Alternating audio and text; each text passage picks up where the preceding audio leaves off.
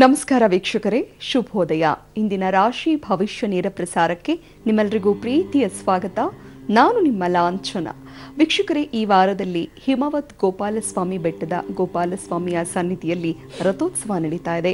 ರಥೋತ್ಸವದ ವಿಶೇಷತೆ ಏನು, ಯಾವ ರೀತಿಯಾಗಿ ಪಾಲ್ಗೊಳ್ಬೇಕು, ಇದರಿಂದ ಏನೆಲ್ಲ ಫಲಗಳು ಸಿದ್ಧಿಸುತ್ತೆ ಅನ್ನೋದ್ರ ಬಗ್ಗೆ ಇವತ್ತಿನ ಕಾರ್ಯಕ್ರಮದಲ್ಲಿ ನಮ್ಮ ಗುರೂಜಿ ವಿಶೇಷವಾದ ಮಾಹಿತಿಯನ್ನು ತಿಳಿಸ್ತಾರೆ. ಜೊತೆಗೆ ಇವತ್ತು ಭಾನುವಾರ ವಿಶೇಷ ಸಂಚಿಕೆ ಆಗಿರೋದ್ರಿಂದ ವಾರ ಭವಿಷ್ಯದ ಬಗ್ಗೆ ಕೂಡ ತಿಳಿಸ್ಕೊಡ್ತಾರೆ. ಈ ದಿನ ನಮ್ಮೊಟ್ಟಿಗಿದ್ದಾರೆ ಪ್ರಖ್ಯಾತ ಜ್ಯೋತಿಷಿಗಳು, ಆಧ್ಯಾತ್ಮಿಕ ಚಿಂತಕರು, ಪ್ರೈಡ್ ಆಫ್ ಇಂಡಿಯಾ ಪ್ರಶಸ್ತಿ ಪುರಸ್ಕೃತರಾದಂತಹ ಡಾಕ್ಟರ್ ಶ್ರೀಧರ್ ಭಟ್ಟಾಚಾರ್ಯ ಗುರುಜಿ ನಮ್ಮ ಜೊತೆ ಇದ್ದಾರೆ. ಗುರುಜಿ ನಮಸ್ತೆ, ಕಾರ್ಯಕ್ರಮಕ್ಕೆ ಸ್ವಾಗತ. ಓಂ ಪ್ರಣಮಸ್ಯ ಸರಸಾಂ ದೇವಂ ಗೌರೀ ಪುತ್ರಂ ವಿನಾಯಕಂ ಭಕ್ತಾವಾಸ ಸ್ಮರೇ ನಿತ್ಯಂ ಆಯುಕಾಮಾರ್ಥ ಸಿದ್ಧಯೇ ಪ್ರಥಮಂ ವಕ್ರತುಂಡಂಚ ಏಕದಂತಂ ದ್ವಿತೀಯಕಂ ತೃತೀಯಂ ಕೃಷ್ಣಪಿಂಗಾಕ್ಷಾಂ ಗಜವಕ್ತ್ರಂ ಚತುರ್ಥಕಂ ಲಂಬೋದರಂ ಪಂಚಮಂ ಚ ಷಷ್ಠಂ ವಿಕಟಮೇವ ಚ ಸಪ್ತಮಂ ವಿಘ್ನರಾಜೇಂದ್ರಂ ಚ ಧೂಮ್ರವರ್ಣಂ ತಥಾಷ್ಟಮಂ ನವಮಂ ಬಾಲಚಂದ್ರಂ ಚ ದಶಮಂತೋ ವಿನಾಯಕಂ ಏಕಾದಶಂ ಗಣಪತಿಂ ದ್ವಾದಶಂತೋ ಗಜಾನನಂ ದ್ವಾದಶೈತಾನಿ ನಾಮಾನಿ ತ್ರಿಸ್ಸಂದಹ್ಯ ಪಠೇನ್ನರಃ ನ ಚ ವಿಘ್ನಭಯಂ ತಸ್ಯಾಹ ಸರ್ವಸಿದ್ಧಿಂ ಕರಂ ಪ್ರಭೋ ವಿದ್ಯಾರ್ಥೇ ಲಭತೆ ವಿದ್ಯಾನ್ ಧನಾರ್ಥೇ ಲಭತೆ ಧನಂ ಪುತ್ರಾರ್ಥೇ ಲಭತೆ ಪುತ್ರಾನ್ ಮೋಕ್ಷಾರ್ಥೇ ಲಭತೆ ಗತಿಂ ಜಪೇದ್ ಗಣಪತಿ ಸ್ತೋತ್ರಂ ಷಡ್ಭಿರ್ವಾಸೈ ಫಲಂ ಲಭೇತೆ ಸಂವತ್ಸರಣೇವ ಸಿದ್ಧಿಂಚ ಲಭತನಾತ್ರ ಸಂಶಯಃ. ಪಬ್ಲಿಕ್ ಟಿವಿಯ ಸಮಸ್ತ ವೀಕ್ಷಕರಿಗೆ ಗುರೂಜಿ ಮಾಡುವ ನಮಸ್ಕಾರಗಳು.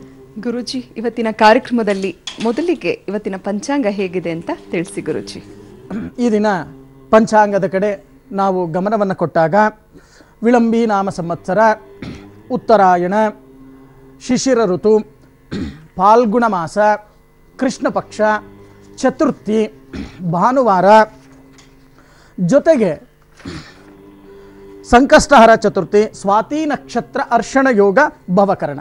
ಈ ದಿನ ರಾಹುಕಾಲವನ್ನು ನಾವು ನೋಡಿದಾಗ ಸಂಜೆ 5 ಗಂಟೆ 2 ನಿಮಿಷದಿಂದ 6 ಗಂಟೆ 34 ನಿಮಿಷದವರೆಗೆ, ಗುಳಿಕ ಕಾಲ ಮಧ್ಯಾಹ್ನ 3 ಗಂಟೆ 33 ನಿಮಿಷದಿಂದ 5 ಗಂಟೆ 2 ನಿಮಿಷದವರೆಗೆ, ಯಮಗಂಡ ಕಾಲ ಮಧ್ಯಾಹ್ನ 12 ಗಂಟೆ 29 ನಿಮಿಷದಿಂದ ಮಧ್ಯಾಹ್ನ 2 ಗಂಟೆಯವರೆಗೆ. ಈ ದಿನ ಶುಭ ಸಮಯವನ್ನು ನಾವು ನೋಡಿದಾಗ ಬೆಳಗ್ಗೆ 9 ಗಂಟೆ 58 ನಿಮಿಷದಿಂದ 10 ಗಂಟೆ 32 ನಿಮಿಷದವರೆಗೂ ಶುಭ ಕಾರ್ಯಗಳನ್ನು ಮಾಡಬಹುದು. ಈ ದಿನ ಪಂಚಾಂಗ ಈ ರೀತಿ ಇದೆ. ಗುರುಜಿ, ಇವತ್ತು ಭಾನುವಾರ ವಿಶೇಷ ಸಂಚಿಕೆ, ಹಾಗಾಗಿ ವಾರ ಭವಿಷ್ಯದ ಬಗ್ಗೆ ತಿಳ್ಕೊಳ್ಳುವ ಕುತೂಹಲ ನಮ್ಮ ವೀಕ್ಷಕರದ್ದು. ಹಾಗಾಗಿ ಮೊದಲ 6 ರಾಶಿಗಳ ಇವತ್ತಿನ ವಾರ ಭವಿಷ್ಯ ಹೇಗಿದೆ ಅಂತ ತಿಳಿಸಿ ಗುರುಜಿ.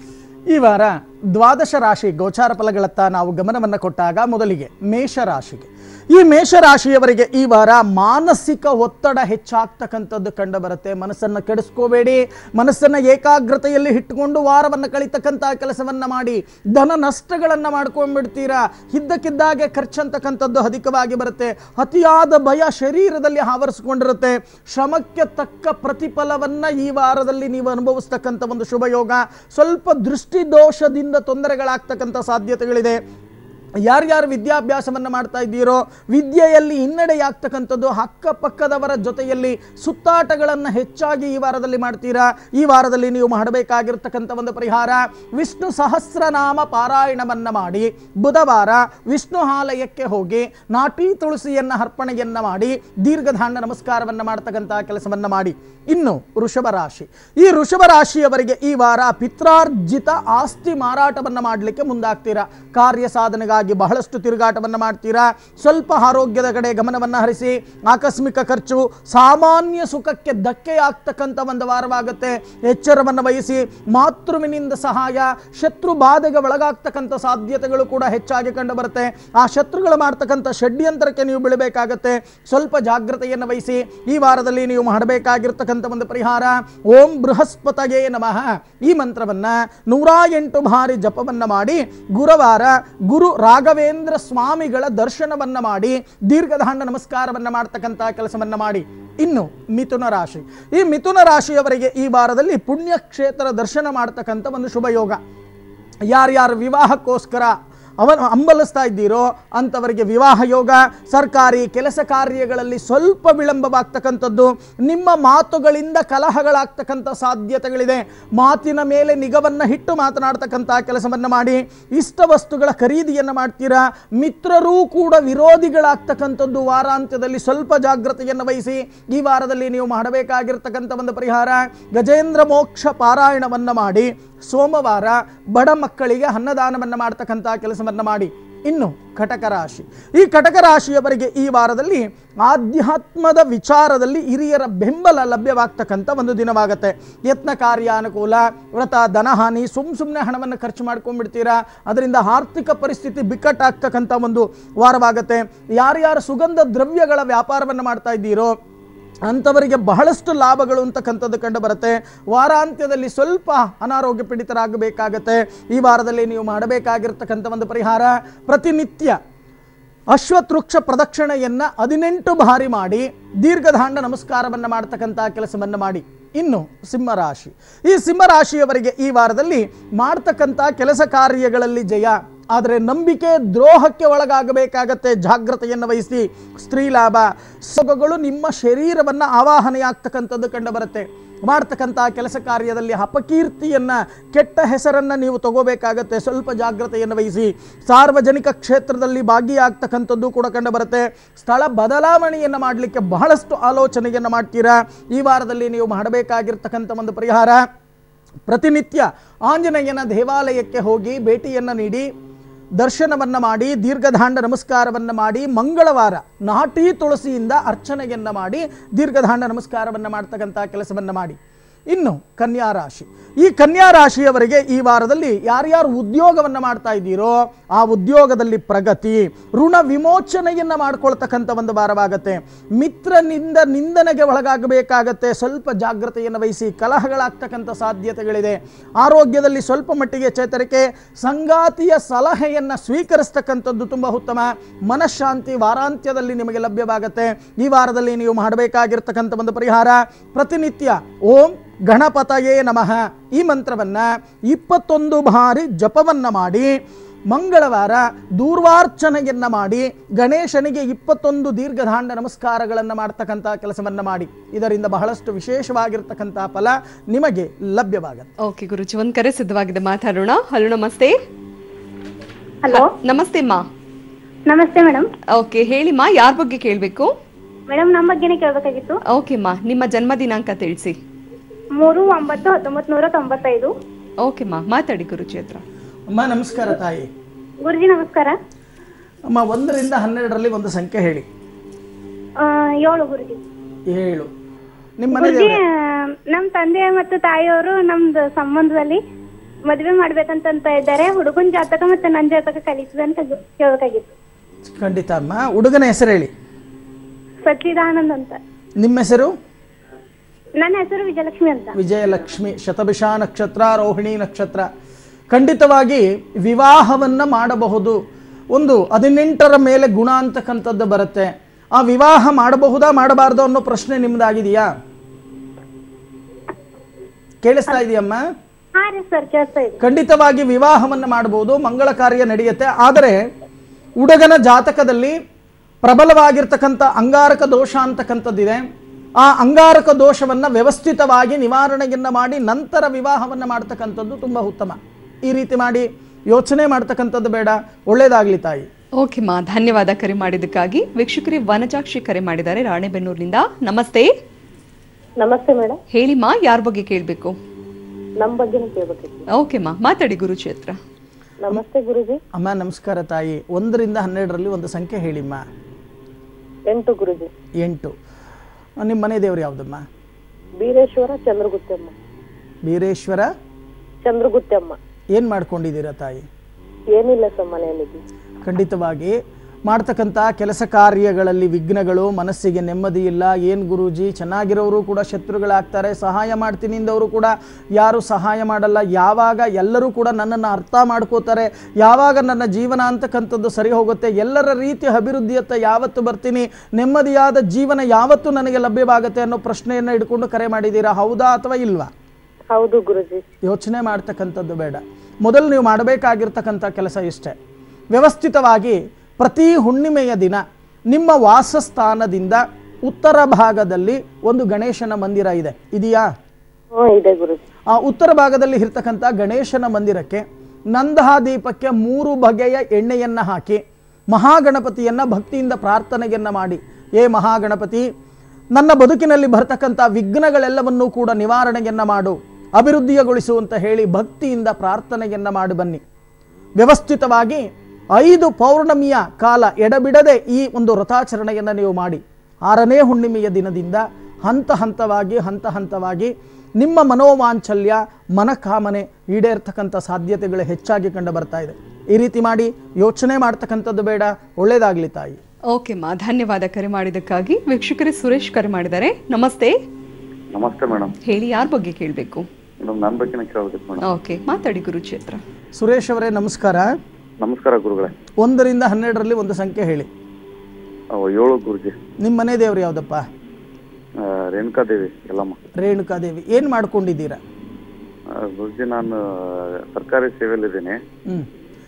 ನಾನು ಆಫೀಸಲ್ಲಿ ನನ್ನೊಂದು ಫೈಲ್ ಮಿಸ್ ಆಗಿಬಿಟ್ಟಿದೆ ಗುರುಜಿ. 4-5 ತಿಂಗಳಾಯ್ತು.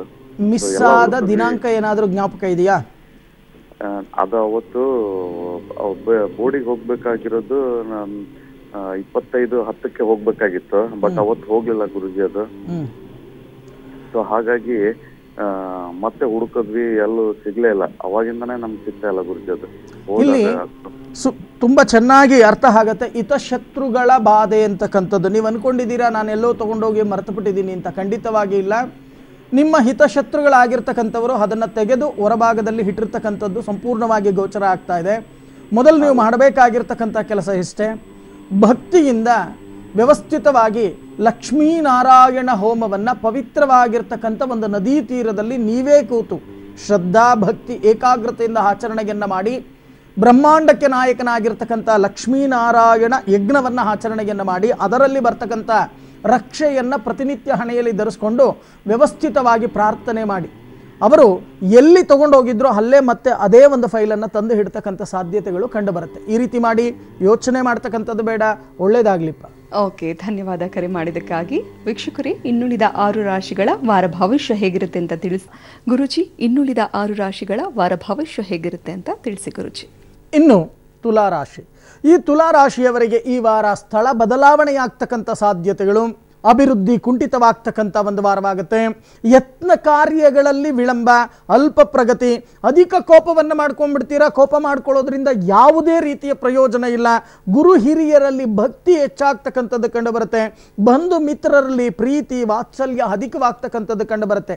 ಈ ವಾರದಲ್ಲಿ ನೀವು ಮಾಡಬೇಕಾಗಿರ್ತಕ್ಕಂಥ ಒಂದು ಪರಿಹಾರ, ಪ್ರತಿನಿತ್ಯ ಸೂರ್ಯ ನಮಸ್ಕಾರವನ್ನು ಮಾಡಿ, ಸೋಮವಾರ ಶಿವಾಲಯಕ್ಕೆ ಭೇಟಿಯನ್ನು ನೀಡಿ ಬಿಲ್ವಾರ್ಚನೆಯನ್ನು ಮಾಡಿ ನಮಸ್ಕಾರವನ್ನು ಮಾಡ್ತಕ್ಕಂಥ ಕೆಲಸವನ್ನು ಮಾಡಿ. ಇನ್ನು ವೃಶ್ಚಿಕ ರಾಶಿ. ಈ ವೃಶ್ಚಿಕ ರಾಶಿಯವರಿಗೆ ಈ ವಾರದಲ್ಲಿ ನಾನಾ ರೀತಿಯ ಸಂಪಾದನೆಯಾಗ್ತಕ್ಕಂಥ ಒಂದು ವಾರವಾಗುತ್ತೆ. ಮನಸ್ಸಿನಲ್ಲಿ ಏನೋ ಒಂದು ರೀತಿಯ ಭಯ ಭೀತಿ ಆವರಿಸ್ಕೊಂಡಿರುತ್ತೆ. ಅಧಿಕ ಖರ್ಚನ್ನು ಮಾಡ್ಕೊಂಡ್ಬಿಡ್ತೀರಾ. ಖರ್ಚಿನ ಮೇಲೆ ಸ್ವಲ್ಪ ಹಿಡಿತವನ್ನು ಇಟ್ಕೊಳ್ಳಿ. ದಾನ ಧರ್ಮದಲ್ಲಿ ಆಸಕ್ತಿ ಹೆಚ್ಚಾಗ್ತಕ್ಕಂಥ ಒಂದು ವಾರವಾಗುತ್ತೆ. ತೀರ್ಥಕ್ಷೇತ್ರ ದರ್ಶನ ಮಾಡ್ತಕ್ಕಂಥ ಒಂದು ಶುಭ ಯೋಗ, ದ್ರವ್ಯ ಲಾಭ. ಯಾರನ್ನೂ ಕೂಡ ಹೆಚ್ಚಿಗೆ ನಂಬಬೇಡಿ. ಈ ವಾರದಲ್ಲಿ ನೀವು ಮಾಡಬೇಕಾಗಿರ್ತಕ್ಕಂಥ ಒಂದು ಪರಿಹಾರ, ಔದುಂಬರ ವೃಕ್ಷಕ್ಕೆ ಪ್ರತಿನಿತ್ಯ ಪ್ರದಕ್ಷಿಣೆಯನ್ನು ಮಾಡಿ, ಮಂಗಳವಾರ ಅಥವಾ ಗುರುವಾರ ಒಟು ಬ್ರಾಹ್ಮಣನಿಗೆ ಸ್ವಯಂ ಪಾಕವನ್ನು ನೀಡಿ ದೀರ್ಘದಾಂಡ ನಮಸ್ಕಾರವನ್ನು ಮಾಡ್ತಕ್ಕಂಥ ಕೆಲಸವನ್ನು ಮಾಡಿ. ಇನ್ನು ಧನುಸ್ಸು ರಾಶಿ. ಈ ಧನುಸ್ಸು ರಾಶಿಯವರಿಗೆ ಈ ವಾರದಲ್ಲಿ ಉದ್ಯೋಗ ಅವಕಾಶಗಳು ಈ ವಾರದಲ್ಲಿ ಲಭ್ಯವಾಗುತ್ತೆ. ಇಂಥ ಒಂದು ವಾರವನ್ನು ಸಮಯವನ್ನು ಸದುಪಯೋಗವನ್ನು ಪಡಿಸ್ಕೊಳ್ಳಿ. ದೂರ ಪ್ರಯಾಣ ಮಾಡ್ತಕ್ಕಂಥ ಸಾಧ್ಯತೆಗಳು ಹೆಚ್ಚಾಗಿ ಕಂಡು ಬರುತ್ತೆ. ದಾಂಪತ್ಯದಲ್ಲಿ ಅನ್ಯೋನ್ಯತೆ, ಶತ್ರುಬಾಧೆ, ಶತ್ರುಗಳು ಮಾಡ್ತಕ್ಕಂಥ ಷಡ್ಯಂತ್ರಕ್ಕೆ ನೀವು ಬೀಳಬೇಕಾಗತ್ತೆ. ಜಾಗ್ರತೆಯನ್ನು ವಹಿಸಿ. ಮಹಿಳೆಯರಿಗೆ ವಿಶೇಷವಾಗಿರ್ತಕ್ಕಂಥ ಒಂದು ಲಾಭ, ನ್ಯಾಯಾಲಯದ ಕೆಲಸ ಕಾರ್ಯಗಳಲ್ಲಿ ಜಯವನ್ನು ಅನುಭವಿಸ್ತಕ್ಕಂಥ ಒಂದು ವಾರವಾಗುತ್ತೆ. ಆದರೆ ಸಾಲ ಬಾಧೆ ಅಂತಕ್ಕಂಥದ್ದು ಈ ವಾರದಲ್ಲಿ ಕಂಡು ಬರುತ್ತೆ. ಈ ವಾರದಲ್ಲಿ ನೀವು ಮಾಡಬೇಕಾಗಿರ್ತಕ್ಕಂಥ ಒಂದು ಪರಿಹಾರ, ವೃದ್ಧ ದಂಪತಿಗಳಿಗೆ ಪಾದಪೂಜೆಯನ್ನ ಮಾಡಿ, ಸ್ವಯಂ ಪಾಕವನ್ನ ನೀಡಿ, ನಮಸ್ಕಾರವನ್ನ ಮಾಡಿ, ಆಶೀರ್ವಾದವನ್ನು ಪಡೆಯತಕ್ಕಂಥ ಕೆಲಸವನ್ನ ಮಾಡಿ. ಇನ್ನು ಮಕರ ರಾಶಿ, ಈ ಮಕರ ರಾಶಿಯವರಿಗೆ ಈ ವಾರದಲ್ಲಿ ಪರರಿಗೆ ಸಹಾನುಭೂತಿಯನ್ನು ಹೆಚ್ಚಾಗಿ ತೋರಿಸ್ತೀರಾ, ದುರಾಲೋಚನೆಯನ್ನು ಮಾಡ್ತೀರಾ, ಕೆಟ್ಟ ಆಲೋಚನೆಗಳು, ವಿದ್ಯೆಯಲ್ಲಿ ಆಸಕ್ತಿ ಹೆಚ್ಚಾಗ್ತಕ್ಕಂಥದ್ದು ಕಂಡು ಬರುತ್ತೆ, ಆರೋಗ್ಯದಲ್ಲಿ ವ್ಯತ್ಯಾಸಗಳಾಗ್ತಕ್ಕಂಥ ಸಾಧ್ಯತೆಗಳಿದೆ, ಮಕ್ಕಳ ಕಡೆ ಗಮನವನ್ನು ಹರಿಸಿ ಕೋಪದಿಂದ ಕಲಹಗಳಾಗ್ತಕ್ಕಂಥ ಸಾಧ್ಯತೆಗಳು ಕೂಡ ಹೆಚ್ಚಾಗಿ ಕಂಡು ಬರುತ್ತೆ. ಈ ವಾರದಲ್ಲಿ ನೀವು ಮಾಡಬೇಕಾಗಿರ್ತಕ್ಕಂಥ ಒಂದು ಪರಿಹಾರ, ಪ್ರತಿನಿತ್ಯ ಅಷ್ಟಾಕ್ಷರಿಯ ಮಂತ್ರ ಓಂ ನಮೋ ನಾರಾಯಣಾಯ ನಮಃ ಈ ಮಂತ್ರವನ್ನು 108 ಬಾರಿ ಜಪವನ್ನು ಮಾಡಿ ಅಂಧ ಮಕ್ಕಳಿಗೆ ಕೈಲಾದ ಸಹಾಯವನ್ನು ಮಾಡ್ತಕ್ಕಂಥ ಕೆಲಸವನ್ನು ಮಾಡಿ. ಇನ್ನು ಕುಂಭರಾಶಿ, ಈ ಕುಂಭರಾಶಿಯವರೆಗೆ ಈ ವಾರದಲ್ಲಿ ಚಂಚಲ ಮನಸ್ಸನ್ನು ಏಕಾಗ್ರತೆಗೆ ತರ್ತಕ್ಕಂಥ ಕೆಲಸವನ್ನು ಮಾಡಿ, ಮಿತ್ರರಿಂದ ಸಹಾಯವನ್ನು ಪಡಿತೀರಾ, ಧನ ಲಾಭಗಳನ್ನು ನೋಡ್ತಕ್ಕಂಥ ಒಂದು ವಾರವಾಗುತ್ತೆ. ಹಳೆಯ ಬಾಕಿ ವಸೂಲಿಯನ್ನು ಮಾಡ್ಕೊಂಡ್ಬಿಡ್ತೀರಾ, ವಾದ ವಿವಾದಗಳಿಂದ ಸ್ವಲ್ಪ ದೂರ ಇರಿ, ಯಾರಾದರೂ ದೊಡ್ಡವರು ಮಾತಾಡ್ತಾ ಇದ್ರೆ ಮೂಗು ತೂರಿಸ್ಕೊಂಡು ಹೋಗ್ತಕ್ಕಂಥ ಕೆಲಸವನ್ನು ಮಾಡಬೇಡಿ, ನೂತನ ಪ್ರಯತ್ನಗಳಲ್ಲಿ ಯಶಸ್ಸನ್ನು ನೋಡ್ತಕ್ಕಂಥ ಒಂದು ವಾರವಾಗುತ್ತೆ. ಈ ವಾರದಲ್ಲಿ ನೀವು ಮಾಡಬೇಕಾಗಿರ್ತಕ್ಕಂಥ ಒಂದು ಪರಿಹಾರ, ಪ್ರತಿನಿತ್ಯ ಲಲಿತ ಸಹಸ್ರನಾಮ ಪಾರಾಯಣವನ್ನ ಮಾಡಿ ಶುಕ್ರವಾರ 8 ಜನ ಸುಮಂಗಲಿಯರಿಗೆ ಅರಿಶಿನ ಕುಂಕುಮಗಳನ್ನು ಕೊಟ್ಟು ನಮಸ್ಕಾರಗಳನ್ನು ಮಾಡ್ತಕ್ಕಂಥ ಕೆಲಸವನ್ನು ಮಾಡಿ. ಇನ್ನು ಮೀನರಾಶಿ, ಈ ಮೀನರಾಶಿಯವರೆಗೆ ಈ ವಾರದಲ್ಲಿ ಸ್ವಯಂಕೃತ ಅಪರಾಧಗಳನ್ನು ಮಾಡಿಕೊಳ್ತಕ್ಕಂಥ ಒಂದು ವಾರವಾಗುತ್ತೆ. ಎಚ್ಚರಿಕೆಯನ್ನು ವಹಿಸಿ ಜಾಗ್ರತೆಯಿಂದ ವಾರವನ್ನು ಕಳಿತಕ್ಕಂಥ ಕೆಲಸವನ್ನು ಮಾಡಿ. ಅಮೂಲ್ಯವಾದ ವಸ್ತುಗಳನ್ನು ಕಳ್ಕೊಂಡ್ಬಿಡ್ತೀರಾ. ರಿಯಲ್ ಎಸ್ಟೇಟ್ ವ್ಯಾಪಾರವನ್ನು ಯಾರ್ಯಾರು ಮಾಡ್ತಾ ಇದ್ದೀರೋ ಅಂಥವರಿಗೆ ಬಹಳಷ್ಟು ನಷ್ಟಗಳಾಗ್ತಕ್ಕಂಥದ್ದು ಕಂಡು ಬರುತ್ತೆ. ಅದೃಷ್ಟ ವಂಚಿತರಾಗಬೇಕಾಗತ್ತೆ. ವಾಹನ ಚಾಲಕರಿಗೆ ಬಹಳಷ್ಟು ತೊಂದರೆ, ಏಕಾಗ್ರತೆಯನ್ನು ಇಟ್ಟು ವಾಹನ ಚಾಲನೆಯನ್ನು ಮಾಡ್ತಕ್ಕಂಥದ್ದನ್ನು ಮರಿಬೇಡಿ.